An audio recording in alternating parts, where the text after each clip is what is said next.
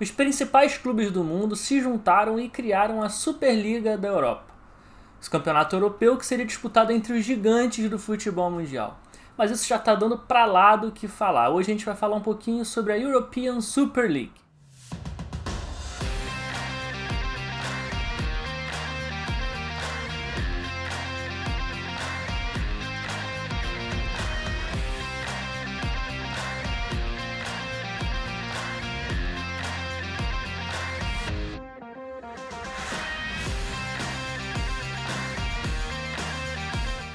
Fala galera, Bruno Pet na área para mais um vídeo. Hoje a gente vai falar sobre a Superliga da Europa, essa liga que tá dando o que falar, que tá todo mundo criticando, alguns que são a favor, outros estão criticando, as torcidas dos clubes que formaram estão falando pra caramba, estão dando com a boca nos dentes. E hoje a gente vai comentar um pouquinho sobre esse formato, como é que tá funcionando, como é que funcionaria essa liga e buscando um pouquinho de informação de outros momentos da história do futebol em que os clubes se juntaram para criar uma liga em prol de benefícios financeiros e benefício de ter uma liga melhor mesmo. Bom, os 12 principais clubes que fundaram essa Superliga são Real Madrid, Barcelona, Atlético de Madrid, Juventus, Milan, Inter de Milão, Chelsea, Arsenal, Liverpool, Manchester City, Manchester United e Tottenham. Já existia um burburinho desde muito tempo dessa criação dessa Superliga entre os gigantes clubes europeus, mas anteontem ela se tornou efetivamente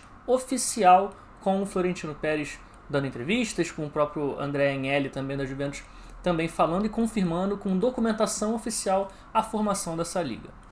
Bom, como eu falei, não é bem uma novidade clubes se unirem para tentar melhorar as condições financeiras e as condições da liga que eles participam e que eles disputam. Se a gente for buscar na história do futebol no passado, a gente consegue pegar alguns precedentes de alguns momentos em alguns países em que os clubes se uniram, romperam com as federações ou com as ligas anteriores e criaram uma nova liga, um novo campeonato, num novo formato. A gente pode pegar a própria criação da Premier League, por exemplo. Em 1992, a liga inglesa, liderada pelos Big Five, que na época eram chamados de Big Five, que eram a Liverpool, Everton, Manchester United, Arsenal e Tottenham, eles decidiram romper com a Football League, a FL, que era a liga que organizava o campeonato inglês desde 1888, ou seja, há mais de um século. A EFL era a liga que comandava e ditava o futuro e o presente dos campeonatos disputados na Inglaterra. Só que no início dos anos 90, o futebol na Inglaterra estava passando por um momento muito complicado, a questão dos hooligans, tinha muita briga política com o governo inglês, da Margaret Thatcher também, que não ajudava o futebol a conseguir crescer. Chegou um momento em que o campeonato inglês ele sequer era transmitido nas televisões, sequer era vendido e não tinha nenhuma cota de TV para os clubes. Isso a gente está falando do início da década de 90. E por conta de todo esse problema, de todo esse imbróglio, os clubes eles decidiram se juntar e criar uma nova liga. Eles romperam com a Football League e criaram uma nova liga que foi chamada então de Premier League. O objetivo era ter uma liga mais padronizada, mais segura, mais organizada e que conseguisse vender os pacotes de televisão de forma conjunta, visando um aumento do lucro para não só um clube, mas sim para todos os clubes participantes da liga. E o impacto financeiro ele foi imediato, a Premier League foi cada vez mais conseguindo aumentar o valor da venda das cotas de TV e chegou no patamar que é hoje essa gigante e um dos principais campeonatos do mundo, se não o principal campeonato de futebol nacional disputado no mundo. Um outro exemplo que a gente pode pegar de união dos clubes e rompimento com federações é num caso mais recente no campeonato italiano, onde os clubes da primeira divisão eles se juntaram, se reuniram e romperam com a Lega Calcio, que era a liga que organizava os campeonatos da primeira e da segunda divisão italiana. O objetivo era a mesma coisa, era brigar por melhores distribuições das cotas de TV, porque naquela época as cotas de TV da primeira divisão eram subdivididas também para os clubes da segunda divisão. Enfim, eles conseguiram criar então uma nova liga, a Lega Nazionale Professionale Serie A, e conseguiram se desfazer dessa redistribuição para com a segunda divisão e tal, e conseguiram maiores benefícios financeiros. Então a gente vê que tanto a Premier League quanto esse exemplo do campeonato italiano também buscavam e brigavam por benefícios financeiros para os clubes que participam e que disputam as competições.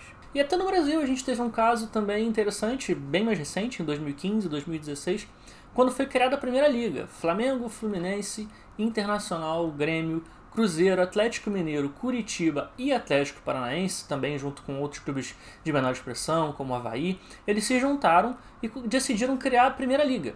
A ideia inicial dessa Primeira Liga era bater de frente com os deficitários campeonatos estaduais, que os clubes já não viam mais com bons olhos disputar muitas datas, muitos jogos, e os clubes estavam tendo prejuízo, inclusive, nesses campeonatos estaduais. Então eles decidiram se juntar e criar a Primeira Liga como um campeonato que disputaria as datas dos estaduais num primeiro momento.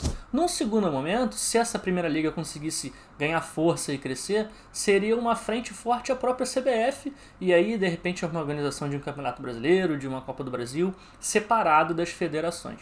Só que o que aconteceu é que a Primeira Liga ela não foi para frente, chegou a ter uma disputa em que o Fluminense foi o campeão no primeiro ano, em 2016, mas a verdade é que com os clubes de São Paulo não aderindo a essa iniciativa, porque estavam satisfeitos com o estadual de São Paulo, e também com brigas internas e picuinhas entre os próprios clubes fundadores da Primeira Liga, ela foi perdendo força, o campeonato passou a não ser mais disputado, e agora em 2019 ela foi extinta oficialmente. Então assim, apesar desse caso do Brasil não ter funcionado e não ter dado muito certo, é absolutamente legítimo que clubes se unam em prol de benefícios próprios, de benefícios conjuntos, de benefícios de buscar melhores condições para eles próprios. Isso é absolutamente legítimo. Só que quando se trata dessa Superliga da Europa, tem um porém muito importante. A verdade é que essa Superliga ela passa da necessidade financeira que esses clubes gigantes estão tendo perante os prejuízos que eles estão tendo com esse momento da pandemia e de jogos sem torcida e de perda de muita receita. Então essa necessidade financeira, e eu falo necessidade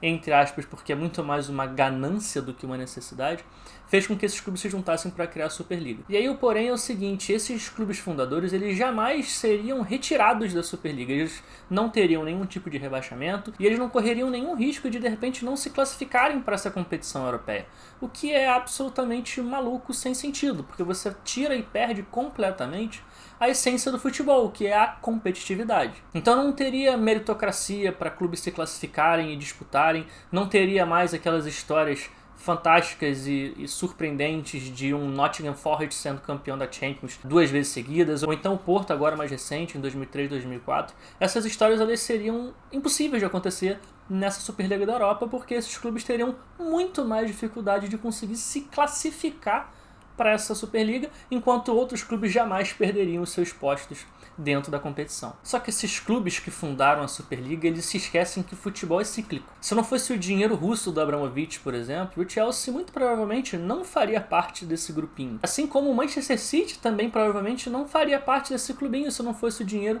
do Sheik árabe. E vou além, se essa liga tivesse sido formada há 20 anos atrás, de repente o Everton da Inglaterra faria parte desses clubes fundadores, mas não estariam lá Chelsea nem Manchester City. E aí se a gente for, por exemplo, no início do século XX, talvez o Aston Villa da Inglaterra fizesse parte dessa Superliga. Talvez o Pro Vercelli da Itália fosse parte fundadora dessa Superliga. Esses clubes foram importantes, foram grandes e eram talvez os principais clubes de seus países nessas ocasiões. Então você tirar o mérito de uma classificação ou não ter nenhum tipo de rebaixamento dessa competição tira completamente o aspecto competitivo e apenas faria com que aumentasse a desigualdade financeira desses clubes gigantes para outros clubes médios, menores na Europa e no mundo. Então, no fim das contas, essa Superliga da Europa ela fala mais de dinheiro acima de tudo, acima de todos, não importando a como isso vai acontecer e como isso vai ser feito, em detrimento do que faz o esporte e do que faz o futebol ser o que é hoje para o mundo. E a resposta que a gente está vendo agora de torcedores, de imprensa, pouco tempo depois da oficialização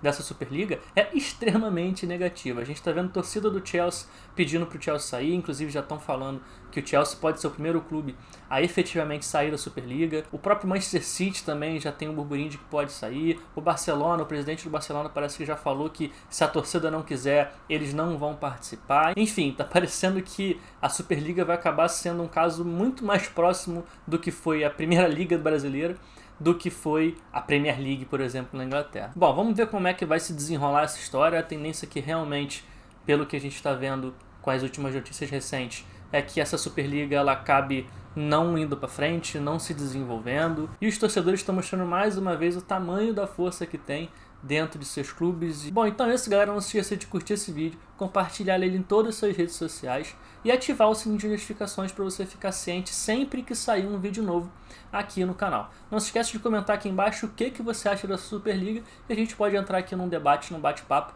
muito bacana e muito interessante. Valeu, galera. Falou e tamo junto.